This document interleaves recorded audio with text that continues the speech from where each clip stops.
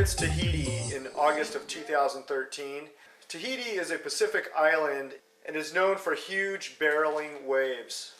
And here's a shot of traditional Tahitian dancers doing a dance that I will tell you is a workout.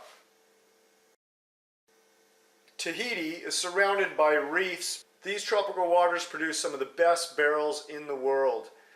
And these islands are teeming with abundant ocean life.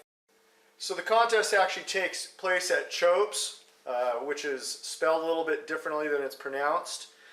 And Chopes is one of the heaviest barreling waves on the island of Tahiti. Chopes is at the end of a road that pretty much dead ends into a river and is at one of the more remote parts of the island. This is a shot of the real sign to the beach at Chopes, and this picture was taken back in 2007.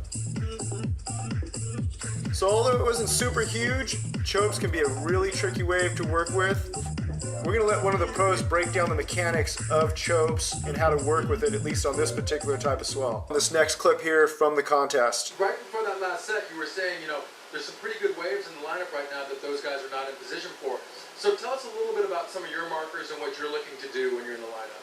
Well, there's the inside ledge, which is kind of lighting up pretty good right now. And I've seen some ones, like you can get them further up the point and you get that first little barrel. They're usually pretty tight, but then they open up and you backdoor the sections of those guys yet, so they're really getting half the scoring potential you could get out there right now.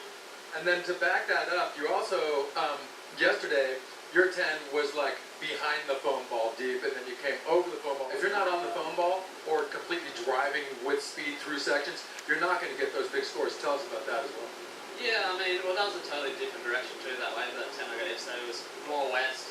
So you have to take off behind it too, because otherwise you're just going to airdrop. You've seen guys do it all morning, kind of airdropping and then not getting that speed into it.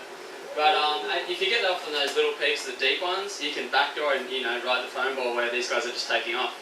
So it's kind of like you want those kind of south runners that then combine up with the west death ledge. Yeah, definitely. Like the highest potential is to get barrel to the top, and then as you're coming out, backdoor the second barrel. And I've seen a lot doing it where the guys are just taking off on that second peak. So we'll see how it happens.